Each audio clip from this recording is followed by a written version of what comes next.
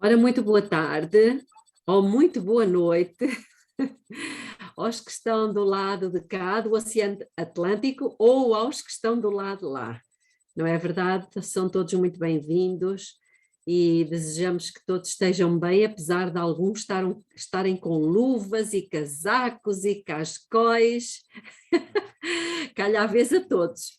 Ok, então vamos dar início ao nosso 21º estudo sobre o grande conflito e temos vindo a estudar capítulo a capítulo detalhadamente. Hoje vamos então entrar no capítulo 28, que tem a ver com o juízo, mas antes mesmo de darmos início, vamos pedir a direção de Deus. Querido Deus, eterno Pai que está nos céus, sabemos, Senhor, que Jesus se encontra neste momento fazendo uma obra de mais solene importância. Ela tem a ver com a conclusão da obra da salvação que Jesus iniciou quando veio aqui a esta terra. E nós queremos dizer-lhe que, apesar de nós sermos os mais diretos, interessados no assunto do juízo, nós também temos consciência de que é a sua honra e o seu caráter que está em jogo. Por isso, precisamos de compreender este assunto muito bem, para percebermos o que é que está em jogo e como é que o Senhor vai resolver este assunto. Agradecemos ao Pai por nos dar este privilégio de, ainda em paz e liberdade, nos unirmos para meditar, refletir sobre este assunto, este tema.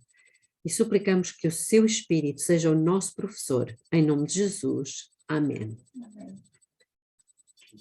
Amém. Muito bem.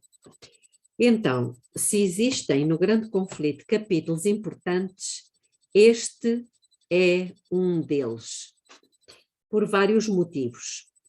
Primeiro porque o tema do juízo é um tema que envolve o céu e a terra e os outros mundos. Ele acontece em 3 fases distintas e cada uma das fases vai dar resposta a um determinado tipo de seres criados. Nós já falámos um pouco sobre isto, mas esta primeira fase do juízo, que é chamado juízo de investigação, ou juízo investigativo, ele acontece precisamente para dar resposta aos anjos no céu. A segunda fase do juízo já não é investigativo, mas é o comprovativo.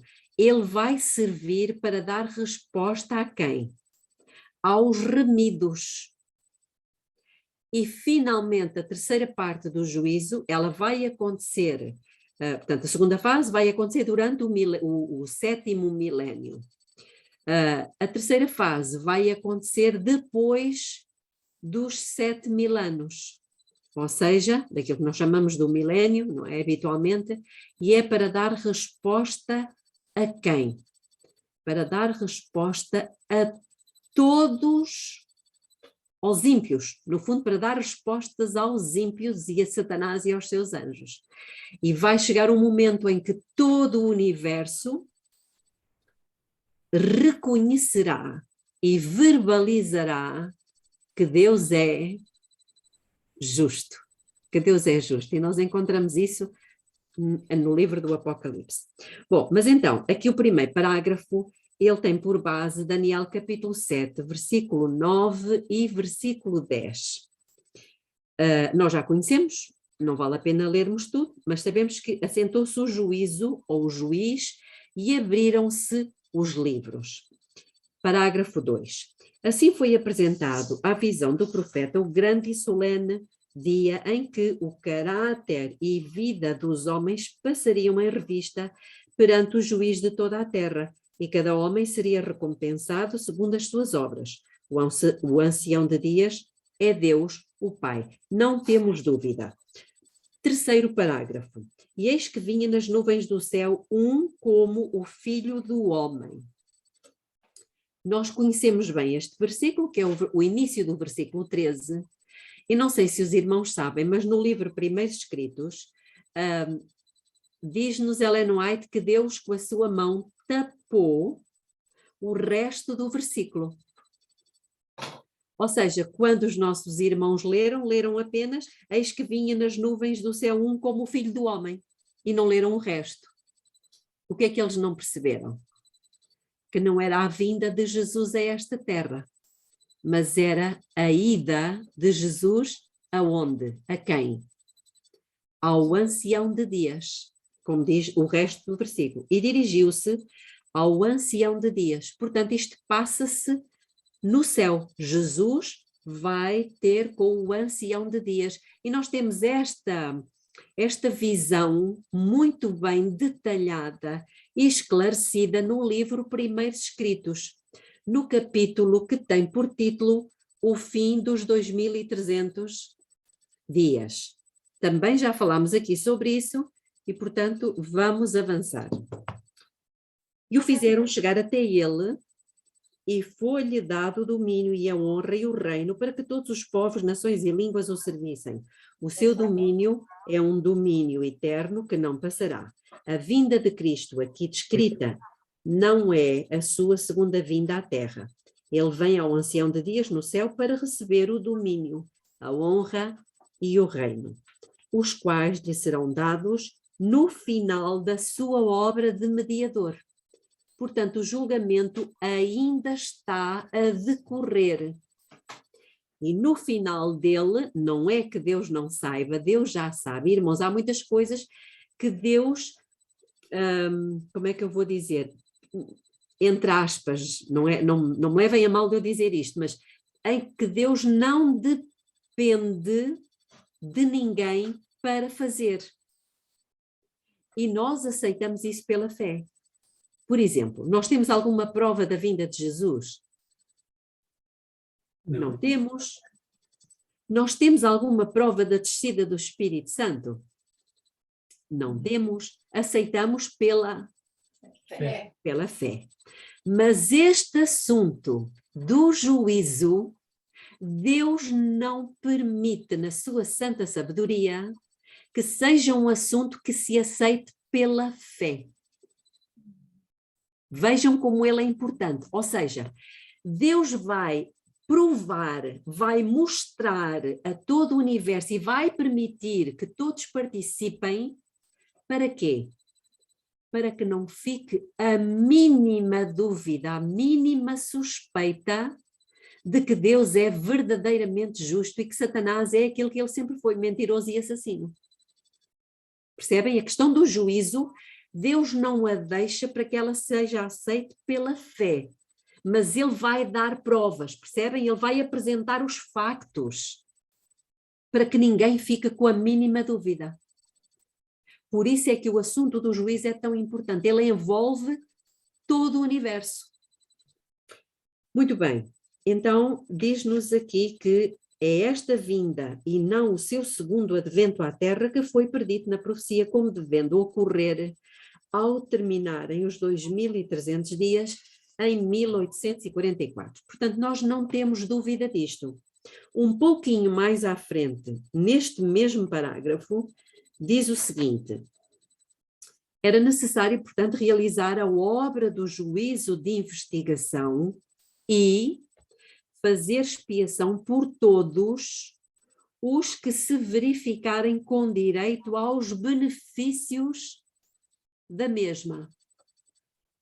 Então, já estamos a ver aqui que a necessidade do juízo tem dois, podemos dizer, dois propósitos, não é? Primeiro, realizar uma investigação e, ao mesmo tempo, fazer expiação por toda a gente. É isso? Estou a fazer uma pergunta. É fazer expiação por toda a gente. Podem abrir os micros. Não, é por aqueles que têm direito dos benefícios da mesma. Ah, Então aqui já começamos a ver que nem todos têm direito aos benefícios da sua expiação. Porquê? Deus faz acepção de pessoas? Não. Então, eu sei que uma vez eu já fiz esta pergunta e o irmão Adenis chegou a responder, e respondeu muito bem, não sei se ele quer voltar a responder.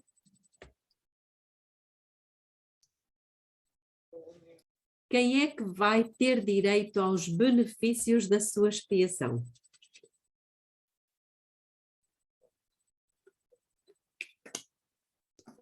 Aqueles que aceitaram o sacrifício de Jesus da cruz em seu lugar. Exatamente. Aos que aceitarem o sacrifício. E, portanto, nós vamos aqui detalhar um pouco isto. Parágrafo 4.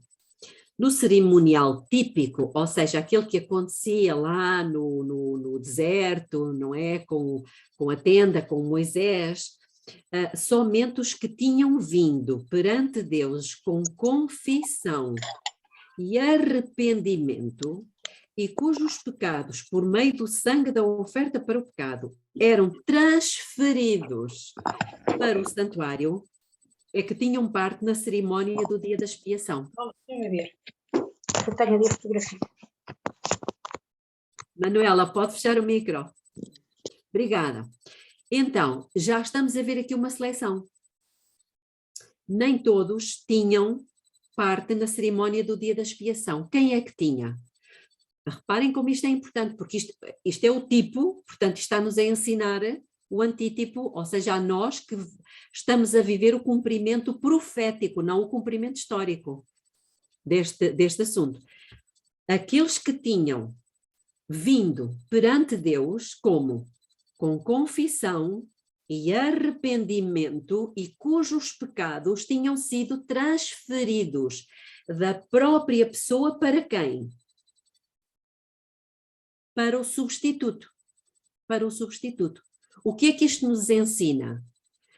Que Deus está-nos a dizer que antes, ou melhor, durante o tempo em que Jesus está fazendo a expiação final, quem é que vai beneficiar dessa expiação? Todos aqueles que tiverem pela fé ido aos pés do Salvador fazendo o quê? Confissão e arrependimento. Isto é de extrema importância, porque isto tem a ver com justificação, santificação e glorificação. E agora não vamos falar sobre isto para não fugirmos do assunto, mas está tudo interligado. Ok, temos aqui uma pergunta: qual a diferença entre juízo investigativo e expiação? Bom, juízo é como a própria palavra diz, não é? Investigativo porque está a ser feita uma investigação, como nós encontramos lá na parábola de Mateus 21, ok? Parábola das bodas. Está a ser feita uma investigação para se ver quem tem o quê? Quem é bom e quem é mau? É isso? Não. Quem tem as vestes. Quem tem as vestes da justiça, e só pode ter as vestes da justiça de Cristo aquele que estiver vazio da sua própria justiça.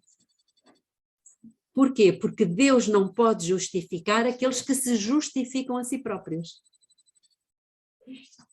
Expiação. Portanto, Deus só pode tratar, ou Jesus, no caso, só pode tratar do assunto, ou melhor, do nosso caso, quando nós fazemos dele o quê? O nosso advogado. Percebem? Quando ele é o nosso substituto, então aí ele vai no nosso lugar e vai tratar do assunto. O que é que ele vai fazer? Ele vai se apresentar a ele próprio, Jesus Cristo, e o seu próprio sacrifício, o seu sangue derramado, em lugar do nosso. Porquê? Porque nós acreditamos, nós cremos que ele é o nosso substituto. E nós reconhecemos que somos completamente incapazes de apresentar justiça, porque nós não somos justos. Nós, na justificação, somos declarados justos. Mas o objetivo de Deus é não só declarar-nos justos, mas também ir muito mais além. É tornar-nos justos. Mas isto engloba, irmãos, é um assunto que tem que se estudar só sobre esse assunto, porque ele é tão lindo e tão amplo. Ainda esta tarde eu estive com algumas irmãs e detalhamos tudo isso de uma forma muito, muito bonita. Ok, então vamos avançar um pouco.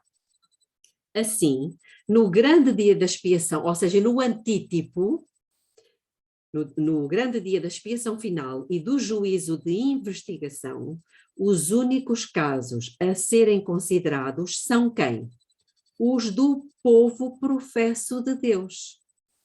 O julgamento dos ímpios constitui obra distinta e separada e ocorre em ocasião posterior. Mas será que isto é bíblico? É, isto é bíblico. E nós vamos já abrir a nossa Bíblia no Evangelho de João, e é o próprio Jesus que o diz. Ou seja, sendo ele o nosso advogado, ele só pode tratar dos casos daqueles que o tiverem, entre aspas, contratado como seu advogado. Certo? Então, Evangelho de João, no capítulo, foi na célebre conversa de Jesus com Nicodemos. Se alguém precisar de uma Bíblia, estão aí muitas em cima. Ok, então diz-nos Jesus aqui no capítulo 3 do Evangelho de João o seguinte.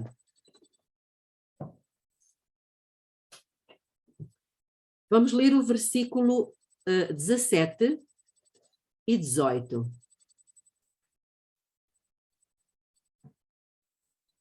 Porque Deus enviou o seu Filho ao mundo, não para que julgasse o mundo, noutras traduções diz, não para que condenasse. Hã? Vocês certamente que têm aí outras Bíblias que têm essa palavrinha, não é? Não para que condenasse o mundo. Então Jesus não veio para condenar o mundo? Veio ou não? Gostava de vos ouvir. Ele veio para salvar, mas aqueles que não aceitam a oferta dele vão ser condenados automaticamente. Então ele não veio para condenar. Por quê? Sabem que isto é uma escola. Já estávamos. Exatamente, muito bem, Isabela. Condenados, nós já estávamos. Portanto, ele não podia vir já trazer uma coisa que nós já éramos, condenados. Por isso, só existem dois estados, ou nós estamos condenados ou nós estamos salvos. E foi isso que ele veio trazer. Muito bem. Então, não para condenar o mundo, mas para que o mundo fosse salvo por ele. Quem crê nele, aqui temos o versículo que eu quero. Quem crê nele não é o quê? Não é condenado. Exatamente. Mas quem não crê já está condenado. Portanto, nem precisa de ir a julgamento. Porquê? Porque ele já está condenado. Acaba por ir a julgamento, mas apenas no comprovativo. Estão a perceber? Mas no caso dos justos, aqueles que creem em Jesus, esses, ou pelo menos que verbalizam, que dizem que creem em Jesus, tem que se ir verificar que se aquilo que eles dizem, blá, blá, blá, de boca, é efetivamente verdade. E como é que isso é comprovado? Pelas obras. Muito bem, pelas obras. E por isso é que as nossas obras, quer as coisas que são feitas, quer as que deveríamos fazer e deixamos de fazer por preguiça, por comodismo, por egoísmo, por outros ismos, quer aqueles pecados, e Ellen White diz isto, quer aqueles pecados que poderíamos ter cometido, mas não cometemos por nos faltar a oportunidade. Isto é sério? É. Por isso é que nós vamos ver aqui neste capítulo, ela tem inclusivamente uma palavrinha que é um escrutínio.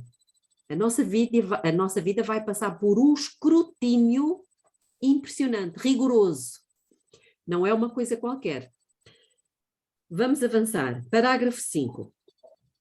Os livros de registro no céu, nos quais estão relatados os nomes e ações dos homens, devem determinar a decisão do juízo. Mas, irmãos, como eu disse há pouco, não é só aquilo que fazemos e não devíamos fazer, nem só aquilo que não fazemos, mas deveríamos ter feito. Não só os pecados que não cometemos, mas que teríamos cometido, porque vontade não nos faltou, mas por faltou ocasião ou outra coisa qualquer, nós não os cometemos, mas a intenção estava cá. Mas também está a ser registado nos livros o quê? Uma coisa que ninguém vê, que ninguém sabe. O que será? Pecados ocultos. Seriam as omissões? Também.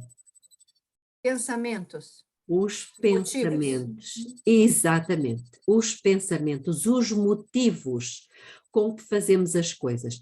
Portanto, irmãos, isto é uma coisa muito séria. Será que a Bíblia fala disto? Fala. A Bíblia fala disto. Podemos, por exemplo, abrir aqui as nossas Bíblias. Ora, no livro de Coríntios, 1 de Coríntios, exatamente, 1 de Coríntios, capítulo 4. Tomem nota deste versículo 5. 1 de Coríntios 4, 5, e diz assim: portanto, nada julgueis antes do tempo. Porque existe um tempo para o julgamento. Nada julgueis antes do tempo. E nós às vezes somos muito pródigos, não é? Em julgar as ações das outras pessoas. Nós até sabemos que a pessoa fez aquilo ou deixou de fazer aquilo. Nós até sabemos o motivo, não é? Porque nós até temos poder para ler os pensamentos dos outros. Irmãos, temos que ter cuidado. Porque nós nunca sabemos porque é que a pessoa fez aquilo ou deixou de fazer aquilo. E não é taxativo, irmãos. Nós temos que ter cuidado, porque nós não somos Deus. E quando nós começamos a julgar as atitudes dos outros, e já sabemos porque é que aquela pessoa fez aquilo ou porque é que ela vai fazer aquilo, não é? Nós estamos literalmente a colocar-nos na posição de quê? De Deus. De Deus, que é o juiz. E, portanto, temos que ter muito cuidado com isto. O versículo 5. Então, eu vou dizer, portanto, nada julgueis antes do tempo, até que venha o Senhor, o qual não só trará à luz as coisas ocultas das trevas, mas também, olhem aqui, manifestará os desígnios dos corações, e então cada um receberá de Deus o seu louvor. Nós podemos estar a ver duas ações que até são boas, mas as intenções com que elas são feitas, uma é aprovada por Deus e a outra não é. Eu já dei aqui uma vez um exemplo que eu costumo dar, que é o seguinte: temos uma pessoa hospitalizada e temos dois irmãos que decidem ir visitar aquela pessoa. Aparentemente é uma boa ação, não é? Mas a motivação que levou estas duas pessoas foi diferente. Uma pensou assim: eu tenho que ir visitar aquela pessoa, porque o que é que hão de dizer se eu não for lá? O que é que eles vão pensar de mim? A máscara, estão a ver? A imagem que nós vendemos, temos que a preservar. Mas outro, que também vai visitar a mesma pessoa, pensa assim: eu tenho que ir visitar. Como é que eu posso ficar aqui sabendo que ela está a precisar de uma palavra de carinho, de um apoio? Eu tenho que ir, porque se eu estivesse, eu também gostaria que me fizessem a mesma coisa. Qual é a motivação? É a mesma? Completamente diferente. Uma é por amor e o outro é para manter, não é? A imagem que nós muitas vezes vendemos de muito boas pessoas, somos muito boas pessoas. Pronto, isto é apenas um exemplo, atenção, não me levem a mal, mas é para nós termos a noção que a mesma atitude, não é, que aparentemente é boa, as motivações são completamente distintas. Ok, por isso é que tem que ser feito um julgamento, porque vai ser trazido não só a ação, mas a intenção com que ela é feita. E sabem que muitas vezes são feitas más ações com boas intenções. E o contrário também é verdade. Por isso é que o nosso Deus é um espetáculo. Ele tem em consideração tudo, tudo. Muito bem, então parágrafo 6. O livro da vida, portanto já estamos a ver, no 5 diz que os livros de registro no céu, nos quais estão relatados os nomes e ações dos homens, devem determinar a decisão do juízo.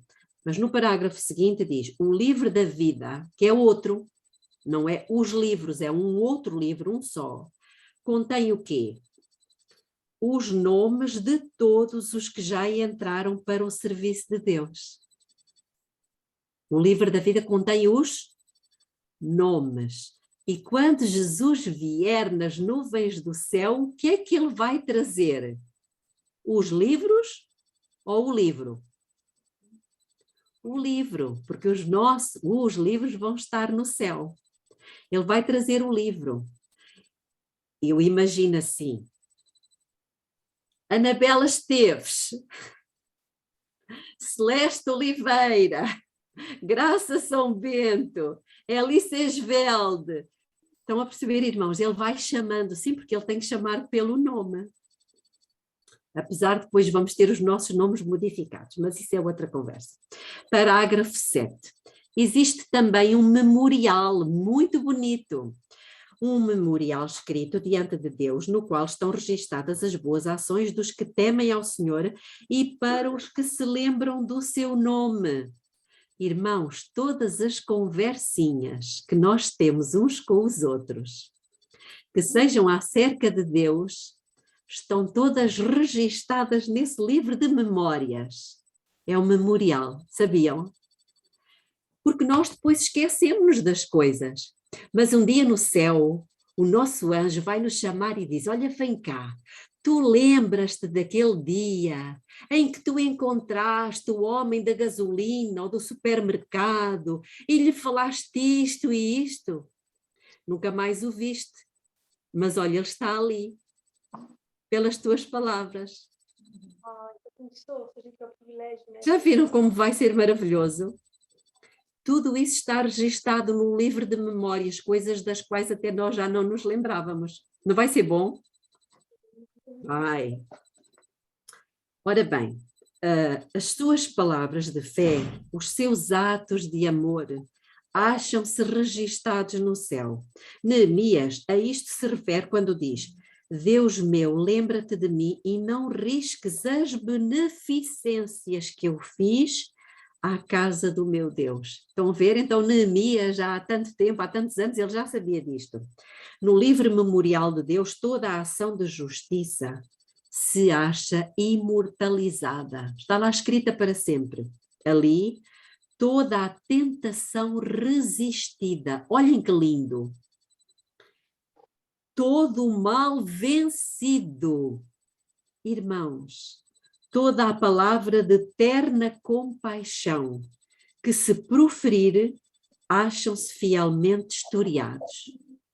E todo o ato de sacrifício, todo o sofrimento e tristeza, suportado por amor de Cristo, encontra-se registado.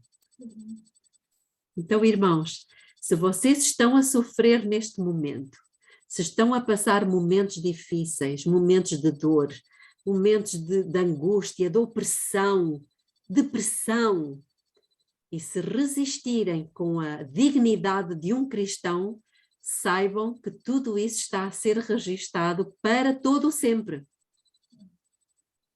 Parágrafo 8. Há também o relatório dos pecados dos homens. Muito bem.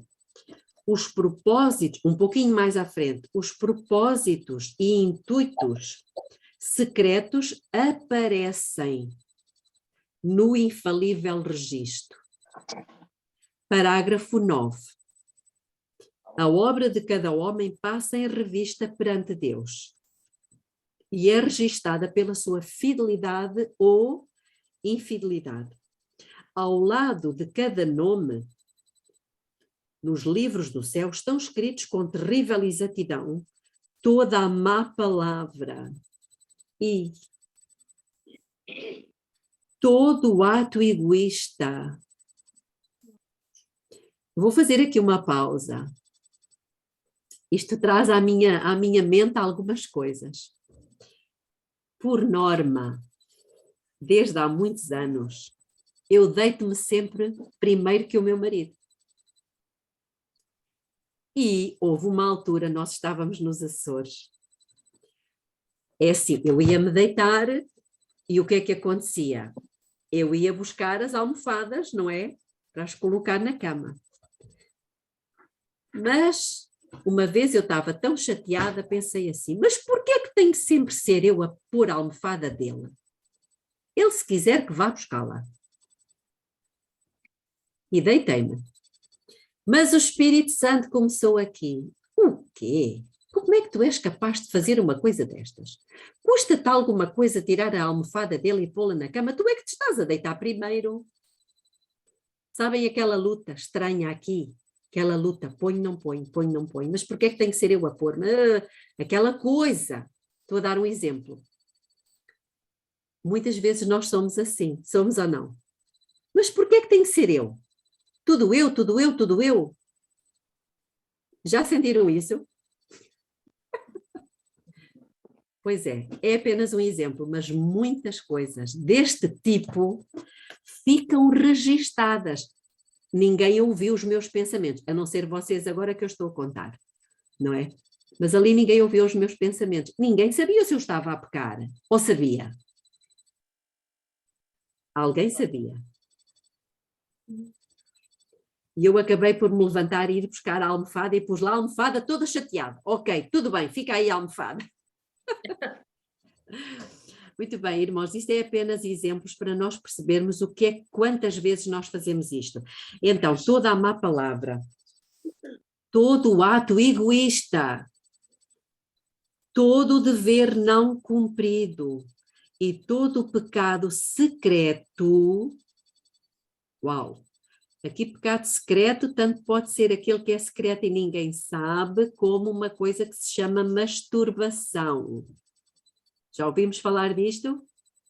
Ellen White tem essa expressão e diz que é terrível esse pecado, chamado pecado secreto. Então cuidado com isso. Juntamente com toda a artificiosa hipocrisia, advertências ou admoestações enviadas pelo céu e que foram negligenciadas, momentos desperdiçados no TikTok, no Facebook, no Instagram, enfim, nas redes, tanta coisa, irmãos, não é? Momentos desperdiçados, oportunidades não aproveitadas, influência exercida para o bem ou para o mal, juntamente com os seus resultados de vasto alcance, tudo é historiado pelo anjo relator. E eu agora peço aos irmãos que deem um saltinho, quem está a seguir o livro, passamos para a página 290, mas já voltamos aqui.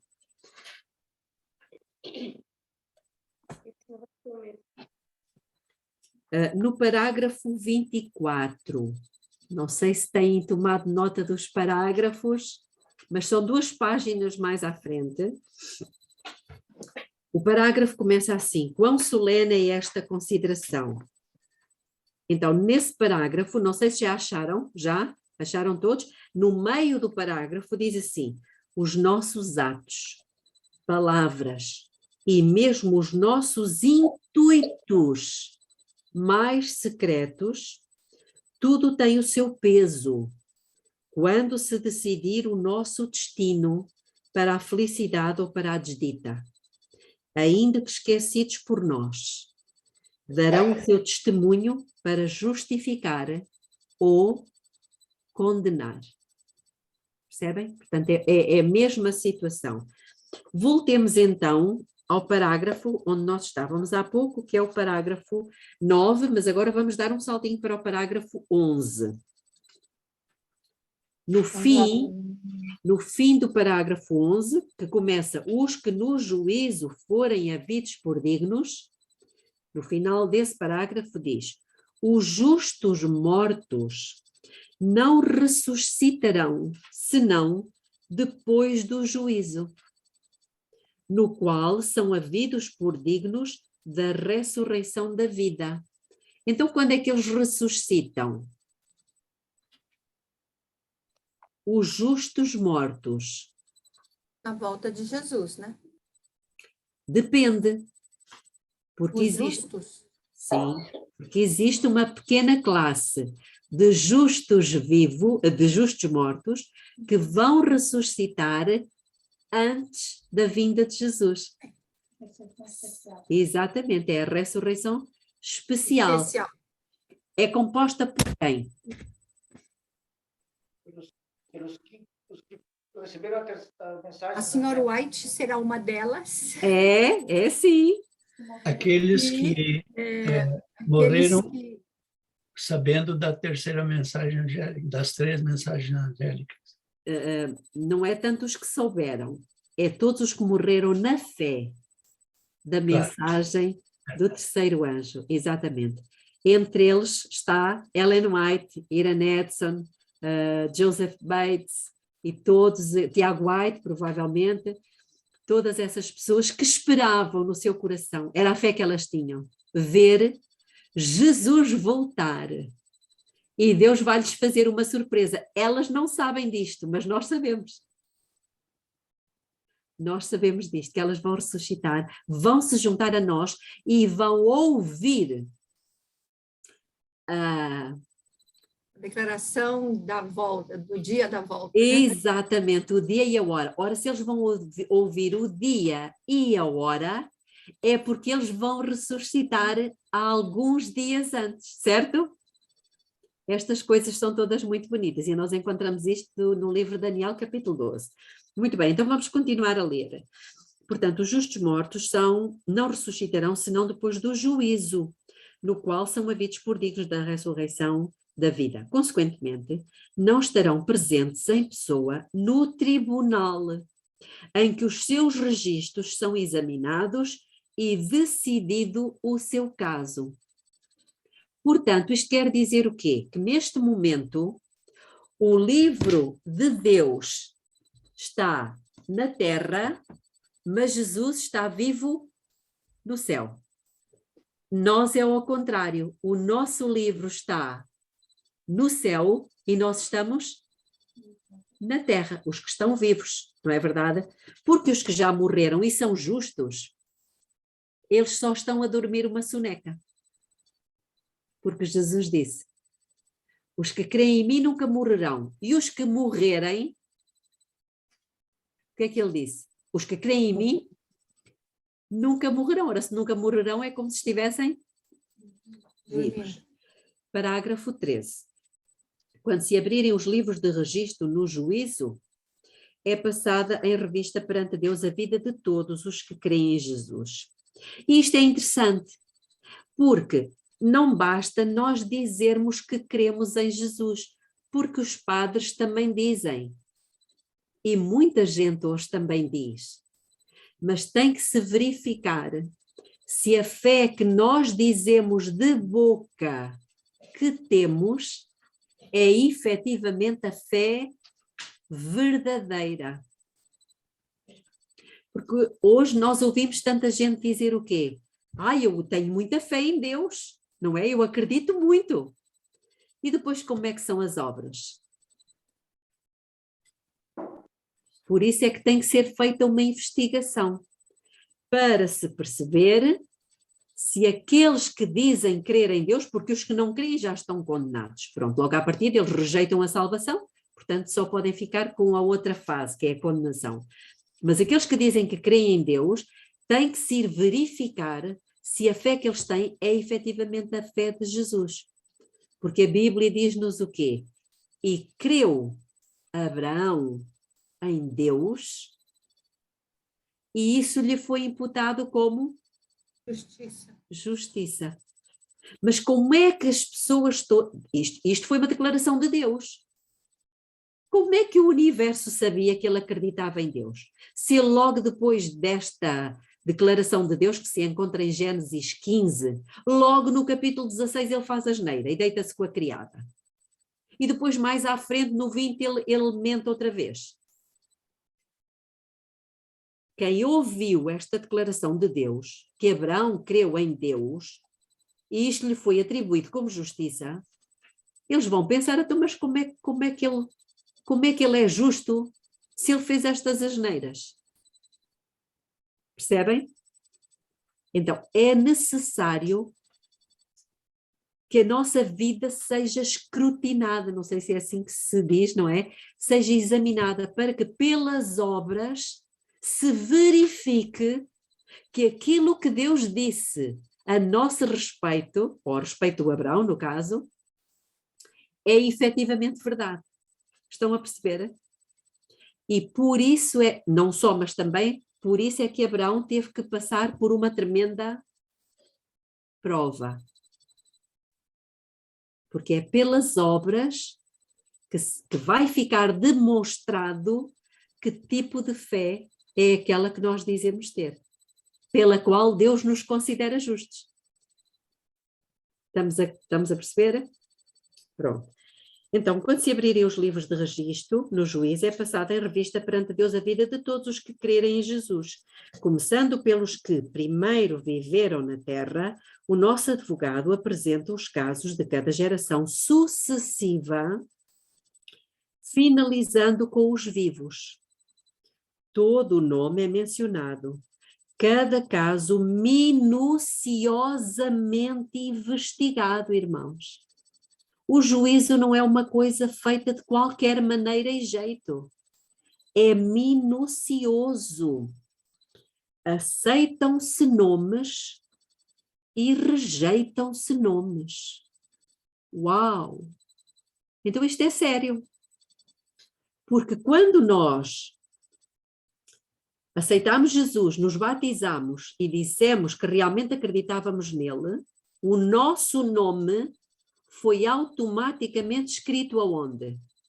No livro da vida.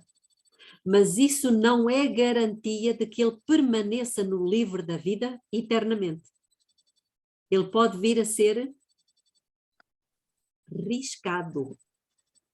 Ele pode vir a ser riscado. E quando é que isso acontece? Depois do nosso nome ter sido, como diz aqui, minuciosamente investigado. Quando alguém tem pecados que permaneçam nos livros de registro, para os quais não houve arrependimento nem perdão, o seu nome será omitido do livro da vida. Olha que trágico. E o relato das suas boas ações, o que é que acontece? Será apagado do livro memorial de Deus. Ou seja, é como se aquelas boas ações nunca tivessem sido praticadas. Então, irmãos, vejam que ela diz aqui pecados para os quais não houve arrependimento nem perdão.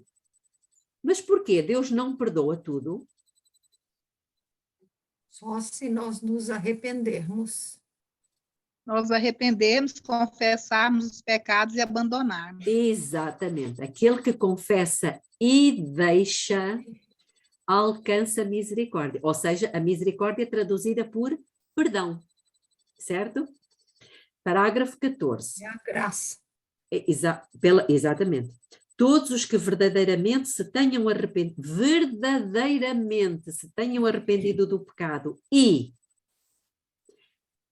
que pela fé hajam reclamado o sangue de Cristo como seu sacrifício expiatório, terão o perdão aposto, ou seja, colocado ao seu nome nos livros do céu, tornando-se eles participantes da justiça de Cristo. Olhem que lindo, não é lindo? participantes da justiça de Cristo. Parágrafo 15. O mais profundo interesse manifestado entre os homens nas decisões dos tribunais terrestres não representa senão palidamente o interesse demonstrado nas cortes celestiais, quando os nomes incertos nos livros da vida são registados perante o juiz de toda a terra. Fazemos aqui uma pausa. Se nós não tivéssemos o espírito de profecia, como é que nós saberíamos que as hostes celestiais manifestam interesse no juízo? Gostava de ouvir as vossas respostas. Se nós não tivéssemos o espírito de profecia.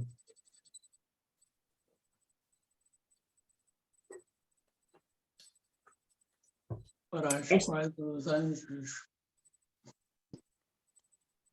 querem atentar. Eu não sei o versículo de cor. É Hebreus, não é? Pelo qual os anjos bem desejam atentar. Sim, é verdade. Por acaso não me estava a lembrar desse versículo. Obrigada, irmão. Mas temos uma outra coisa, que é o centro do governo de Deus. Qual é? O santuário. Então, mas o santuário fala disto? Fala.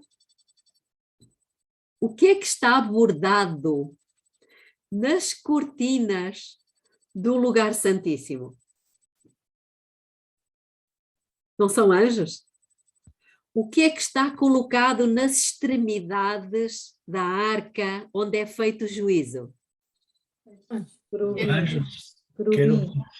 O que é que Deus nos quer ensinar com isso? O interesse dos anjos neste julgamento. E às vezes parece que os anjos estão mais interessados no nosso julgamento do que nós mesmos. É verdade. Pronto, então vamos continuar. O intercessor divino apresenta a petição para que sejam perdoadas as transgressões de todos os que venceram pela fé em seu sangue. Venceram o quê? O pecado. O pecado. Como é que nós podemos dizer ou permitir que se diga que vamos pecar até à vinda de Jesus? Como?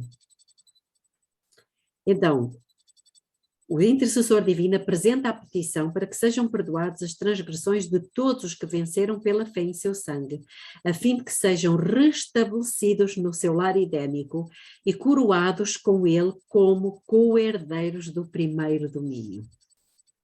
Satanás, nos seus esforços para enganar e tentar a nossa raça, pensara frustrar o plano divino na criação do homem, mas Cristo pede agora que este plano seja levado a efeito, como se o homem nunca houvesse caído. Impressionante.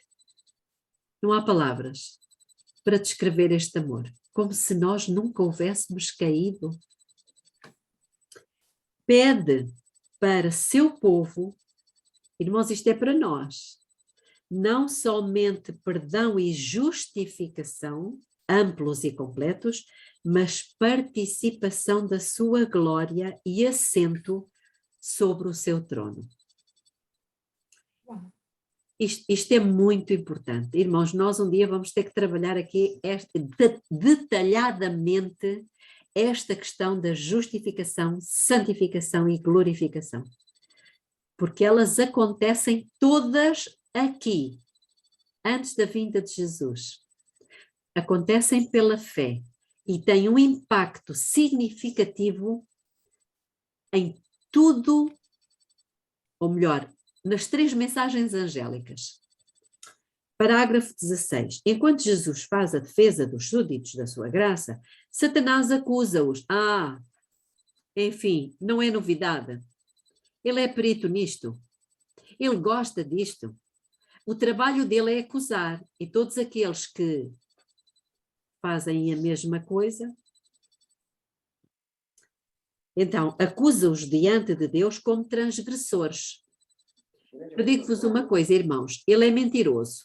Satanás é ou não é mentiroso?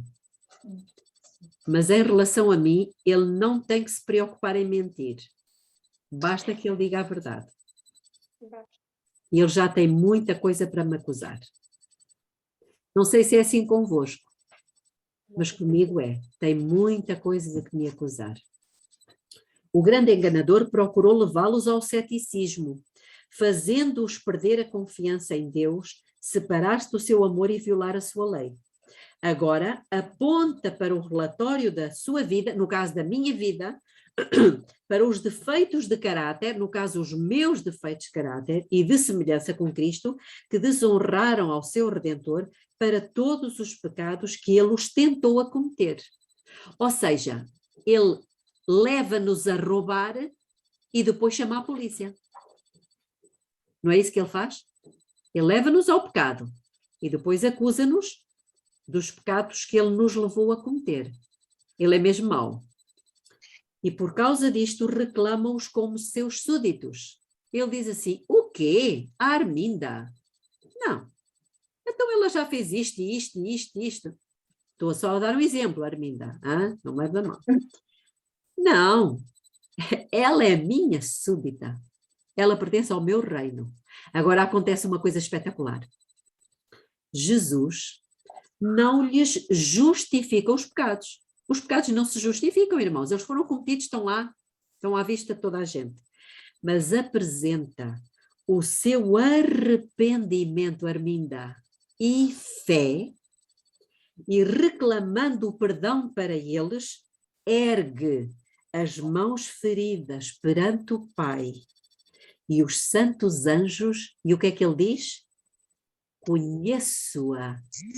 Conheço-os pelo nome, gravei-os na palma das minhas mãos.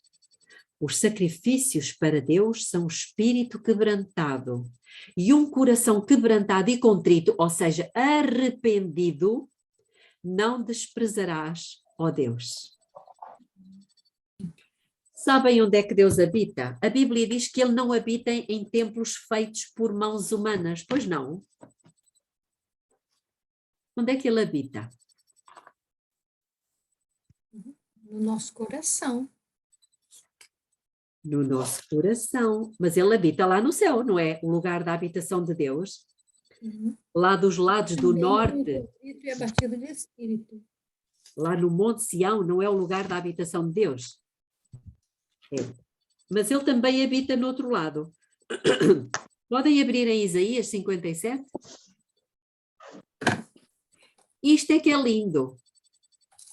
Isaías 57.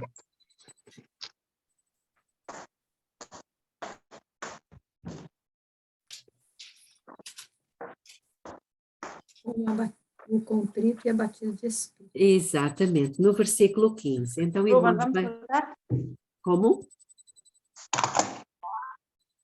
Isaías 57, 15. Porque assim diz o alto e o excelso, que habita na eternidade e cujo nome é santo.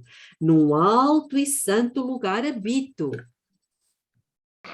E também com o contrito e humilde de espírito. Para quê? Para vivificar o espírito dos humildes e para vivificar o coração dos contritos. Ou seja, dos arrependidos. Não é bonito isto, irmãos?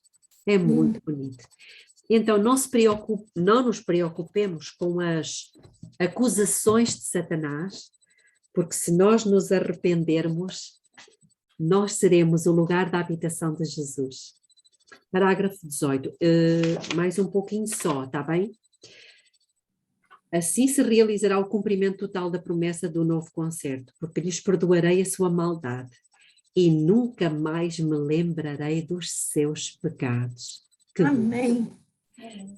E isto eu gosto muito destes versículos. Estão em Jeremias 31 e também em Jeremias 50, 20. Eu cito isto muita vez. Sobretudo o que está em Jeremias 50, 20. O que é que diz? Naqueles dias e naquele tempo, vai haver um tempo, diz o Senhor, que ele vai procurar buscar-se à maldade de Israel, mas não achará. Por quê? Por quê? Já foi tudo lavado. porque já foram confessados, abandonados e apagados para sempre. Ninguém mais vai poder ver essas vergonhas, não é? Eu acredito que até serão limpos, lavados da nossa própria memória. Vamos ter assim umas amnésias muito boas. É a purificação da amígdala. É, exatamente. Muito obrigada. A purificação da amígdala. Muito bem. Só mais 3 coisinhas, está bem? Parágrafo 20. A obra do juízo investigativo, extinção dos pecados, deve efetuar-se quando? Antes do segundo advento do Senhor. Visto que os mortos são julgados pelas coisas escritas nos livros, é impossível que os pecados dos homens sejam cancelados antes de concluído o juízo em que o seu caso deve ser investigado. Mas o apóstolo Pedro declara expressamente que os pecados dos crentes serão apagados quando vierem os tempos do refrigério pela presença do Senhor. Onde é que isso está escrito? Atos dos Apóstolos. Um versículo que eu gosto muito e que gosto muito de trabalhá-lo, que está no capítulo 3, versículo 19. Vamos lá ver? Há aqui, o capítulo 19 e 20. Há aqui uma sequência, já falámos sobre isto, mas eu acho que é sempre bom voltar a falar. As coisas boas devem ser repetidas, não é?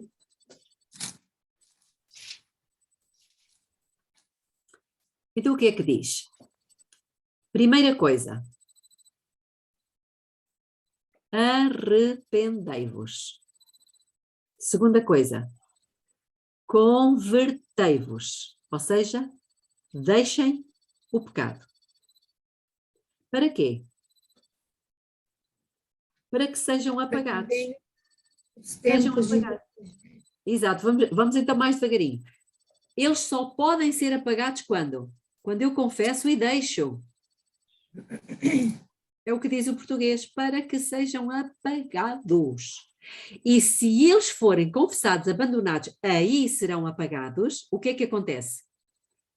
Vem a chuva seródia, que é os tempos de refrigério pela presença do Senhor. E o que é que diz o versículo 20? E ele envia Jesus Cristo. Ora, lá está. Então, irmãos, Jesus nunca poderá vir sem que primeiro recebamos os tempos de refrigério pela presença do Senhor, que é a chuva seródia. Mas a chuva seródia também não vai poder cair sem que os meus pecados tenham sido apagados. E eles não podem ser apagados se eu não os tiver abandonado e confessado. Então, há aqui um sine qua non, há aqui uma sequência de coisas que vão ter que acontecer. E os irmãos, nós vemos isto claramente no povo de Israel. Vemos a justificação no percurso do povo de Israel, justificação, santificação e glorificação. Reparem, quando Deus os tira do Egito, não os libertou, isso é justificação. Isso é justificação. Falo-os o sangue do cordeiro, altar dos sacrifícios, e logo de seguida eles são batizados no mar. Não é o que diz 1 Coríntios capítulo 10?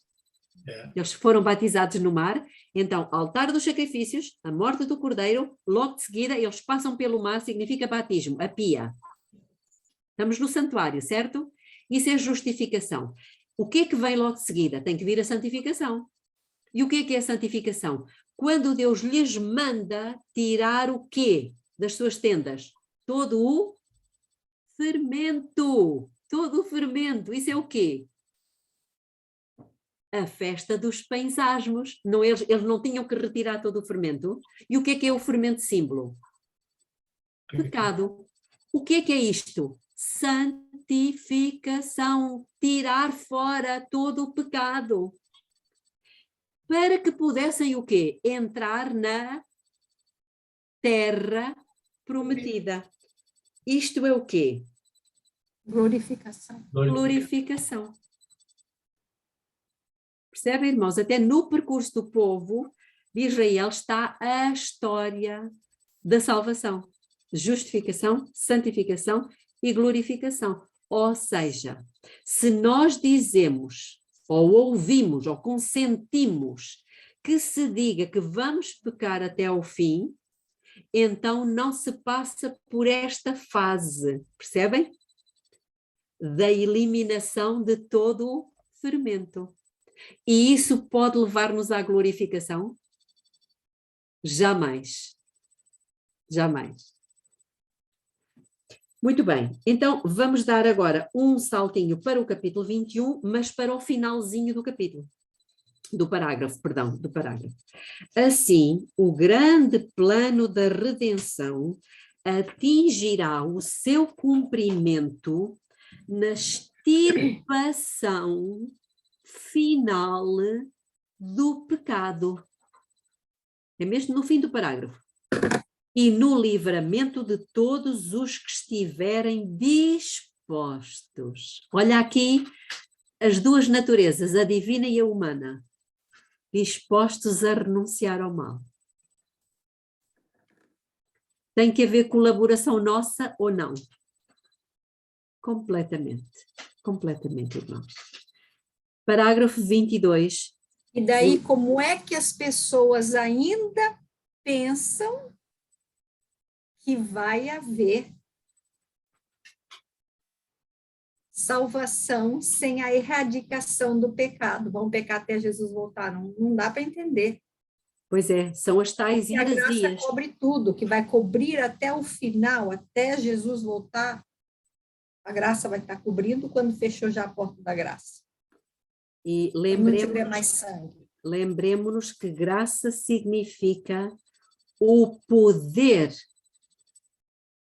Cristo deu, diz o de Já Todas as Nações, no capítulo 73, Cristo deu o seu Espírito como um poder para vencer toda a tendência hereditária e cultivada para o mal e gravar o seu próprio caráter na sua igreja.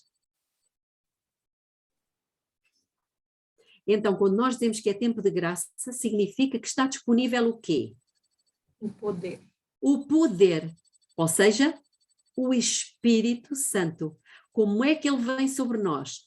Porque diz lá no livro dos Atos dos Apóstolos, no capítulo 2, no versículo 33, diz o quê?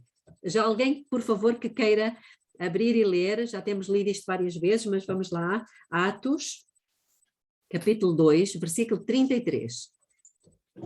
Toma. De sorte. O que é que diz? De sorte que, exaltado pela destra de Deus, tendo recebido do Pai a promessa do Espírito Santo, derramou isto que vós agora vedes e ouvis. Ou seja, o Pai dá ao Filho, por isso é que lá está, ele lá está intercedendo por nós, ele está recebendo esse poder do Pai, foi a promessa que o Pai... Porque, irmãos, o que o Pai dá é ao Filho, nós não merecemos nada.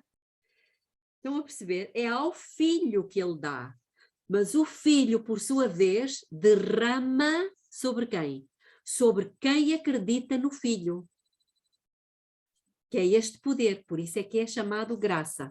Estamos mesmo a concluir. Então, parágrafo 22. No tempo indicado para o juízo, que é o final dos 2.300 dias em 1844, iniciou-se a obra de investigação e apagamento dos pecados. Todos os que já professaram o nome de Cristo serão submetidos àquele perscrutador escrutínio. Eu gosto desta expressão. Perscrutador escrutínio. Tanto os vivos como os mortos devem ser julgados pelas coisas escritas nos livros, segundo as suas obras. Belinha? Sim. E essa frase, lê essa última frase de novo. Todos os que levam o nome de Cristo, professar o nome de Cristo, serão submetidos. Ok. O inglês diz, é imprescindível serem submetidos. É interessante, já outras alturas, esse acréscimo que está a dar, esse contributo é muito importante. É imprescindível, isto é importante. Vamos só concluir com o princípio do parágrafo 23. Pecados de que não houve arrependimento e que não foram abandonados, não serão perdoados nem apagados dos livros de registro, mas ali permanecerão para testificar contra o pecador no dia de Deus. Então, irmãos, se nós distribuímos este livro, como é que podemos ousar dizer que vamos pecar até o fim? Podemos pecar até o fim, isso é verdade. Mas os nossos pecados vão permanecer no livro de registro eternamente. E não teremos hipótese de salvação. Vamos orar. Querido Deus, eterno Pai que está nos céus, o Senhor é um Deus maravilhoso, porque não deixou este assunto entregue apenas a uma questão de confiança no Senhor. O Senhor nos vai mostrar, vai provar, vai ficar tudo esclarecido, tudo anotado, tudo sem sombra de dúvida, para que nenhum de nós possa algum dia levantar-se e dizer que o Senhor não agiu de forma justa. Que o Senhor nos ajude a valorizar este assunto, a aprofundarmos toda esta temática, para que não só nós possamos perceber o que está em jogo, mas possamos ser luzes na vida de tantas pessoas que vivem atormentadas, pensando que já não têm a hipótese de salvação pelos muitos pecados que cometeram. O Senhor nos ajuda a tranquilizar-lhes o coração e a sermos instrumentos de paz nas suas mãos para a salvação de muita gente. É o que nós lhe suplicamos em nome de Jesus. Amém. Amém.